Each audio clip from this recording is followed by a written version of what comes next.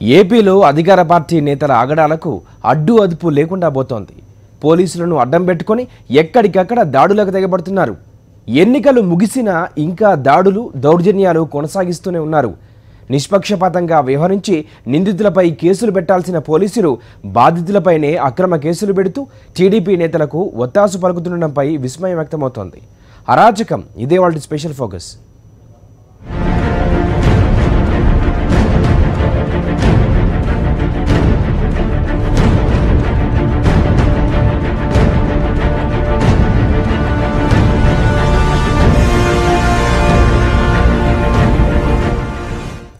ఏపీలో అధికార పార్టీ నేతల అరాచకాలకు కేరాఫ్గా మారిపోయారు. రోజుకో చోట దాడులు, దౌర్జన్యాలకు దిగుతూ ప్రజలను భయభ్రాంతులకు గురి చేస్తున్నారు. ఎన్నికలకు ముందు ఎలా దాడులకు తెగబడ్డారో ఇప్పుడు అలాగే చేస్తూ అక్రమ కేసులు బనాయిస్తున్నారు. చిత్తూరు నుంచి విజయనగరం వరకు జరిగిన ఘటనలు ప్రజాస్వామ్యవాదులను కలవరపరుస్తున్నాయి. ఏపీలో దిగజారిన శాంతి భద్రతలు.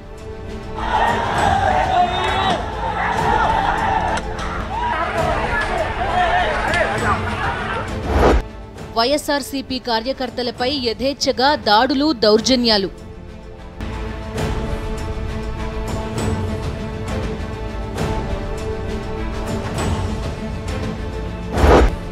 అధికార పార్టీకి తొత్తుల్లా మారిన పలువురు పోలీసు అధికారులు.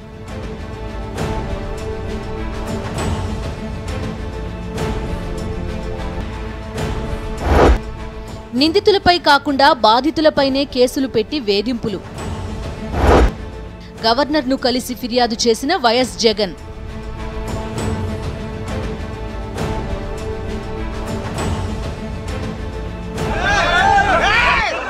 ఏపీలో శాంతి భద్రతలు అదుపు తప్పాయి. గత 5 ఏళ్లుగా ఇష్టారాజ్యంగా వ్యవహరిస్తున్న టీడీపీ నేతలు పోలింగ్ తర్వాత కూడా అరాచకాలు కొనసాగిస్తున్నారు. దొంగే దొంగ అని అరిచినట్టుగా వైఎస్ఆర్సీపీ కార్యకర్తలపై ఎక్కడికక్కడ దాడులకు దిగి వారిపైనే కేసులు పెట్టేశారు. ముఖ్యంగా ఎన్నికల రోజు టీడీపీ నేతలు రెచ్చిపోయారు. అధికారుల అండ చూసుకుని చిత్తూరు నుంచి శ్రీకాకుళం వరకు ప్రతి జిల్లాలో దాడులకు దిగారు. పోలింగ్ కేంద్రాల్లోనే దౌర్జన్యాలకు పాల్పడ్డారు. గుంటూరు జిల్లాలోనైతే అధికార పార్టీ నేతల ఆగడాలకు అడ్డు అదుపు లేకుండా పోయింది. సాక్షాత్తు స్పీకర్ కోడెల శివప్రసాదరావే పోలింగ్ బూత్ను ఆక్రమించుకుని ఓటర్లను భయభ్రాంతులకు గురిచేసిన ఘటన కలకలం రేపుతోంది. ఎల్లో మీడియాను అడ్డం పెట్టుకుని వైఎస్ఆర్సీపీపై దుష్ప్రచారం చేస్తున్న టీడీపీ నేతలకు తాజా పరిణామాలు మింగుడు పడడం లేదు.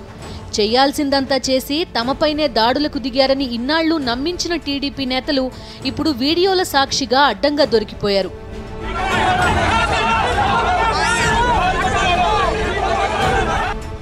ఎన్నికల సందర్భంగా ఈ నెల 11న సత్తెనపల్లి టీడీపీ అభ్యర్థి స్పీకర్ కోడెల శివప్రసాదరావు పోలింగ్ బూత్లో సృష్టించిన అరాచకాలకు సంబంధించిన వీడియోలు తాజాగా వెలుగులోకి వచ్చాయి. పోలింగ్ రోజు రాజుపాలెం మండలం ఇనిమెట్లలో పోలింగ్ బూత్లోకి దౌర్జన్యంగా చొరబడ్డ కోడెల ప్రతిపక్ష వైఎస్ఆర్సీపీ పోలింగ్ ఏజెంట్లను బెదిరించడమే కాకుండా తలుపులు మూసి ఓటర్లను భయభ్రాంతులకు గురిచేశారు. ఆ విషయం బయటపడకుండా ఉండేందుకు గ్రామస్తులే తనపై దాడికి పాల్పడినట్టు చిత్రీకరిస్తూ సానుభూతి పొందేందుకు యత్నించారు. ఆ వెంటనే టీడీపీ నేతలు రంగంలోకి దిగి వైఎస్ఆర్సీపీ నేతలు దౌర్జన్యం చేశారంటూ దుష్ప్రచారానికి తెరలేపారు. కానీ పోలింగ్ రోజు అక్కడ ఏం జరిగింది, కోడెల ఎంత అరాచకంగా ప్రవర్తించారో, పోలింగ్ ఏజెంట్లను బయటికి వెళ్లిపోమ్మంటూ ఎలా బెదిరింపులకు పాల్పడ్డారో వెల్లడించే వీడియోలు వెలుగు చూడడం సంచలనం రేపుతోంది. పోలింగ్ రోజు కోడెల బూత్లోకి దౌర్జన్యంగా ప్రవేశించడమే కాకుండా వైఎస్ఆర్సీపీ ఏజెంట్లను వేలు చూపిస్తూ బెదిరించడం, మీ అంతు చూస్తానని హెచ్చరించడం వీడియోల్లో స్పష్టంగా కనిపిస్తోంది. కోడెల బృందం దౌర్జన్యకాండతో దాదాపు 2 గంటల పాటు పోలింగ్ నిలిచిపోయింది. వాస్తవానికి ఆ రోజు ఏం జరిగిందనేది ఎవ్వరికీ తెలియకుండా టీడీపీ నేతలు ఎల్లో మీడియా వేదికగా రకరకాల డ్రామాలాడారు. వైఎస్ఆర్సీపీ నేతలు కోడెలపై దాడికి దిగారంటూ కట్టుకథలల్లారు. కానీ కోడెల, ఆయన అనుచరులే అక్కడ దౌర్జన్యానికి పాల్పడ్డ విషయం తాజాగా వెలుగులోకి వచ్చింది. ఇన్నాళ్లు వైఎస్ఆర్సీపీ నేతలు అదే విషయం చెప్పినా పోలీసులు పట్టించుకోలేదు. కానీ వీడియోలు వెలుగులోకి రాగానే కోడెల సహా పలువురు టీడీపీ నేతలపై కేసులు నమోదు చేశారు.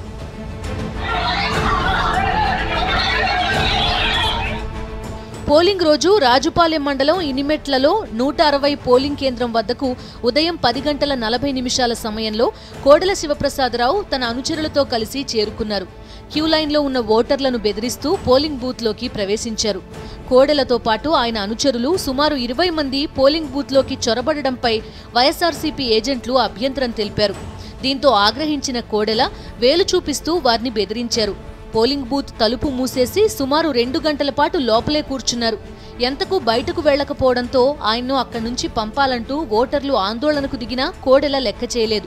తాను ఇక్కడే ఉంటానని ఏం చేసుకుంటారో చేసుకోమంటూ ఆగ్రహంతో ఊగిపోయారు. బయటకు వెళ్లాలని కోరిన అధికారులపై సైతం దూషణకు దిగారు. చివరకు ఓటర్లు తిరగబడడంతో కంగుతిన్న కోడెల చొక్కా చింపుకుని సొమ్మసిల్లినట్లుగా డ్రామాకు తెరతీశారు. నీరసంగా నడుస్తూ సానుభూతి పొందే ప్రయత్నం చేశారు. పోలీసులు సైతం ఆయనకు వంతపాడుతూ కోడెలపై గ్రామస్తులు దాడికి పాల్పడడం వల్లే పోలింగ్ బూత్లోకి వెళ్లి తలుపులు మూసుకున్నారని కథ అల్లారు. కోడెల స్క్రిప్ట్ ప్రకారం నడుచుకుని గ్రామస్తులపై హత్యాయత్నం కేసు నమోదు చేసి దొరికిన వారిని దొరికినట్టు ఈడ్చుకెళ్లి పోలీస్ స్టేషన్లో పడేశారు. బూత్ లోపల జరిగిన విషయం బయటకు తెలియదనే ధైర్యంతో అడ్డగోలుగా అబద్ధాలాడి తప్పించుకునే యత్నం చేశారు. అయితే దాడి ఘటనకు సంబంధించి వచ్చిన ఫిర్యాదులపై ఈసీ సీరియస్గా దృష్టి సారించడం, ప్రతిపక్ష నేత వైఎస్ జగన్ మంగళవారం గవర్నర్ను కలిసి ఫిర్యాదు చేయడంతో పోలీసులు వాస్తవాలు తెలుసుకుని కోడెల ఆయన అనుచరులపై కేసులు నమోదు చేశారు. పోలింగ్ రోజు ఏం జరిగిందనే విషయాన్ని తేల్చేందుకు వైఎస్ఆర్సీపీ అధ్యక్షుడు వైఎస్ జగన్ నియమించిన నిజ నిర్ధారణ కమిటీ సభ్యులు మంగళవారం సత్తెనపల్లిలో పర్యటించారు. పోలింగ్ రోజు జరిగిన ఘటనలో తమ తప్పేం లేదని, ఓట్లు వేయనివ్వకుండా స్పీకర్ కోడెల శివప్రసాదరావు భయభ్రాంతులకు గురిచేశారని ఇనిమెట్ల గ్రామస్తులు వారికి తెలిపారు. ఆయన చొక్కాను ఎవరూ చింపలేదని, ఆయనే చించుకుని దిగువ గుండీని పైకి పెట్టుకుని సానుభూతి పొందే ప్రయత్నం చేశారని వారి దృష్టికి తీసుకెళ్లారు. సుమారు 2 గంటల పాటు ఎండలో నిలబడిన గ్రామస్తులు గత్యంతరం లేని పరిస్థితుల్లోనే తిరుగుబాటుకు దిగారని, పథకం ప్రకారం ఏదీ జరగలేదని స్పష్టం చేశారు. ఇవన్నీ పరిశీలిస్తే వాస్తవాలేంటో ఎవరికైనా ఇట్టే అర్థమవుతుంది. కానీ టీడీపీ నేతలు మాత్రం ఈ విషయాలు వెలుగు చూడకుండా ఇన్నాళ్లు బుకాయించారు. కోడెల దాడికి పాల్పడ్డ వీడియోలు బయటకు రాగానే సైలెంట్ అయిపోయారు. ఒకవేళ ఆ వీడియోలు బయటకు వచ్చి ఉండకపోతే ఇంకా బుకాయించేవారనే విషయం స్పష్టమవుతోంది. ఈ విషయంలో నిష్పక్షపాతంగా వ్యవహరించాల్సిన పోలీసులు కూడా టీడీపీ నేతలకే వంతపాడారు. మొదట వైఎస్ఆర్సీపీ నేతలపైనే కేసులు పెట్టి చేతులు దులుపుకున్నారు. కానీ వాస్తవాలు వేరేలా ఉన్నాయని వైఎస్ఆర్సీపీ నేతలు ఎంత మొత్తుకున్నా వినిపించుకోలేదు. చివరకు వీడియోలు బయటకు రావడంతో పోలీసులు కంగుతిని వెంటనే కేసులు నమోదు చేశారు. కోడెల శివప్రసాద్ ఎంటర్ అయిన దగ్గర నుంచి బయటకు వెళ్లిపోయేంత వరకు కూడా జరిగినటువంటి పూర్తి సంఘటన పాఠం ఎలక్షన్ కమిషన్ దగ్గర పొందుపరచి ఉంటుంది.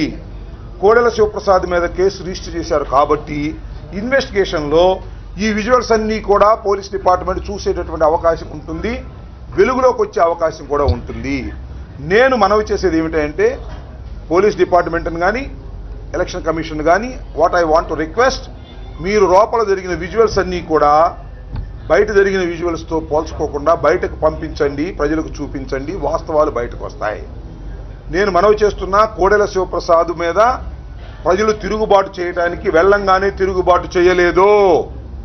వెళ్ళి బూత్లోకి వెళ్ళి రౌడీజం చేసి నరసరావుపేటకు చెందినటువంటి కొందరు వ్యక్తులను ఎఫ్ఐఆర్లో మేము పొందుపరిచాం. వీళ్ళందరినీ వెంటబెట్టుకుని రౌడీలను వెళ్ళి గన్మ్యాన్లను వెంటబెట్టుకొని రౌడీలను వెంటబెట్టుకొని వెళ్ళి బూత్లో ఉన్నటువంటి మా ఏజెంట్లను బెదిరించి బయటకు పంపించి అక్కడ పీఓను కూడా బెదిరించి అఫీషియల్స్ను కూడా బెదిరించి అక్కడే నేను కూర్చుంటాను, మీరు ఓట్లు వేయండి, నేను చూస్తాను అన్న తర్వాతే ప్రజలు విసిగిపోయి కోపదారులై తిరుగుబాటు చేశారు. ఈ తిరుగుబాటు కారణం ప్రజల తప్పు కాదు, ఇతను రెచ్చగొట్టాడు. కోడెల శివప్రసాద్ రెచ్చగొట్టడం వల్లే ఇనిమెట్లలో సాధు జంతువులాగా ఉన్న ప్రజలు తమ ఓటు హక్కును వినియోగించుకోలేకపోతున్నామని భయపడి తిరుగుబాటు చేశారనే విషయాన్ని ప్రపంచం గమనించాలని మనం చేస్తాం. కోడెల దౌర్జన్యాలకు దిగి బుకాయించడం ఇదే మొదటిసారి కాదు. గతంలోనూ ఇలాంటి ఘటనలు కోకొల్లలుగా ఉన్నాయి. రాజకీయాల్లోకి వచ్చినప్పటి నుంచి కోడెల కండబలాన్ని నమ్ముకున్నారు. ప్రతి ఎన్నికల్లో ఎక్కడో చోట గొడవకు దిగి బూత్ క్యాప్చరింగ్కి పాల్పడడం ఆయనకు అలవాటైపోయింది. 1999 ఎన్నికల సమయంలో కోడెల ఇంట్లో బాంబులు పేలి ఏకంగా 4 వ్యక్తులు చనిపోవడం అప్పట్లో సంచలనం రేపింది. బాంబు పేలుడు ఘటనపై విచారణ జరిపిన సిబిఐ కోడెలను ప్రాసిక్యూట్ చేయడానికి అనుమతించాలంటూ హోంమంత్రిత్వ శాఖను కోరింది. కానీ అప్పట్లో కేంద్రంలో బీజేపీ టీడీపీ సంకీర్ణ ప్రభుత్వం ఉండడంతో కోడెలను ప్రాసిక్యూట్ చేయడానికి అనుమతి ఇవ్వలేదు. దీంతో ఆయన ఊపిరి పీల్చుకున్నారు. లేకుంటే పరిస్థితి మరోలా ఉండేదని ఆనాటి ఘటన గురించి తెలిసిన వారు తరచూ చెప్తుంటారు. నరసరావుపేట దేశంలోనే అత్యంత సమస్యాత్మక నియోజకవర్గంగా మారడానికి కోడెలే కారణమని సీనియర్ రాజకీయ నేతలు అంటూ ఉంటారు. గతంలో కోడెల ఎన్ని దౌర్జన్యాలు చేసినా బయటకొచ్చేవి కావు. ఓవైపు పోలీసులు, మరోవైపు అనుకూల మీడియా ద్వారా వాటిని మేనేజ్ చేసుకునేవారు. కానీ ఇటీవల పరిస్థితి మారిపోయింది. ఆయన నిజ స్వరూపం ప్రజలకు తెలియడంతో 2014లో నరసరావుపేట నుంచి కాకుండా సత్తెనపల్లి నుంచి పోటీ చేశారు. కోడెల సత్తెనపల్లికి రాగానే అప్పటి వరకు ఉన్న ప్రశాంతత చెదిరిపోయింది. మళ్లీ తన అనుచరులను అడ్డం పెట్టుకుని దౌర్జన్యాలకు దిగడంతో అక్కడి వాతావరణం కూడా చెడిపోయింది. కోడెల అంటేనే దౌర్జన్యాలు అనే పరిస్థితికి తెచ్చారు. చివరకు స్పీకర్ హోదాలో ఉన్న సమయంలోనూ అలాగే చేయడంపై విస్మయం వ్యక్తమవుతోంది. రాజ్యాంగ పదవుల్లో ఉన్నవారెవరైనా హుందాగా నడుచుకుంటారు, చట్ట ప్రకారం వ్యవహరిస్తారు. కోడెల మాత్రం తాను అన్నింటికీ అతీతుణ్ణి అన్నట్టు వ్యవహరించడంపై విమర్శలు వెల్లువెత్తుతున్నాయి. పార్టీ ఫిరాయించిన ఎమ్మెల్యేలపై చర్యలు తీసుకునే విషయంలోనూ నిమ్మకు నీరెత్తినట్టు వ్యవహరించారు. టీడీపీలో చేరిన ఎమ్మెల్యేలపై చర్యలు తీసుకోవాలని ప్రతిపక్ష వైఎస్ఆర్సీపీ ఎన్నిసార్లు ఫిర్యాదు చేసినా పట్టించుకోలేదు. అందులో 4 ఎమ్మెల్యేలు మంత్రులుగా కొనసాగినా చూస్తూ ఉండిపోయారు. అనుకూల మీడియాను అడ్డం పెట్టుకుని చంద్రబాబు అండ్ కో గత 5 ఏళ్లలో ఇష్టారాజ్యంగా వ్యవహరించారు. ప్రతి విషయంలో దుష్ప్రచారం చేస్తూ ప్రజలను నమ్మించే యత్నం చేశారు. వైఎస్ జగన్పై హత్యాయత్నం నుంచి వైఎస్ వివేకానందరెడ్డి హత్య వరకు ప్రతి విషయంలో అలాగే చేశారు. వరుసగా రెండోసారి గెలిచి అధికారంలోకి రావాలనే ఉద్దేశంతో గత ఏడాది కాలంలో అనేక కుట్రలకు తెరలేపారు. తాజాగా జరిగిన ఎన్నికల్లో పదుల సంఖ్యలో హింసాత్మక ఘటనలు చోటు చేసుకోవడం పరిస్థితి తీవ్రతకు అద్దం పడుతోంది. అందుకే శాంతి భద్రతల విషయంలో జోక్యం చేసుకోవాలని గవర్నర్ను వైఎస్ఆర్సీపీ కోరుతోంది.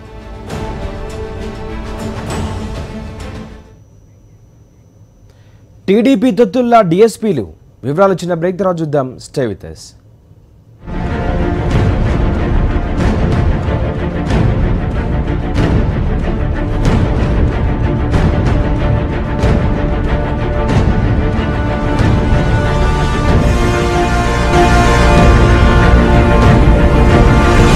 Welcome back. ఏపీలో గత 5 ఏళ్లుగా అధికార టీడీపీ నేతలు ఇష్టారాజ్యంగా వ్యవహరించారు. ప్రతిపక్ష వైఎస్ఆర్సీపీ శ్రేణులపై అక్రమ కేసులు పెట్టి అడ్డగోలుగా వేధించారు.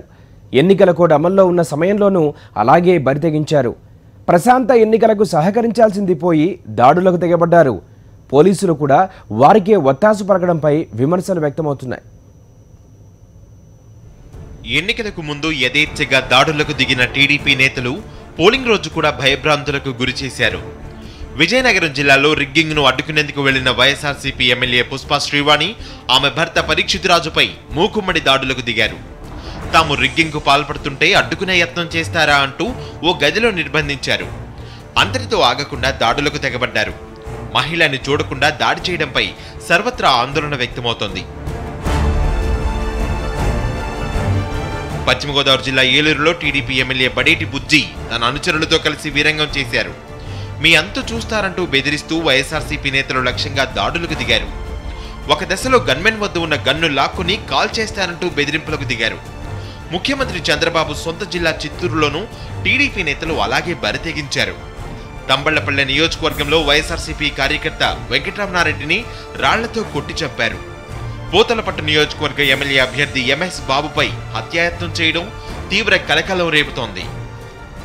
ఎమ్మెల్యే శ్రీవాణి గారిని ఏకంగా రూమ్లో లాక్ చేసేసి ఆవిడను తెలుగుదేశం పార్టీ వాళ్ళు ఆవిడను మ్యాన్ హ్యాండిల్ చేసి ఆవిడను అటాక్ చేసినా కూడా మళ్ళీ పోలీసులు వెళ్ళి ఆవిడను విడిపించుకొని రావాల్సిన పరిస్థితిలోకి వచ్చిన తర్వాత అటువంటి పని జరిగినప్పుడు ఎందుకు వాళ్ళ మీద కేసు పెట్టలేదు? ఇదే మాదిరిగా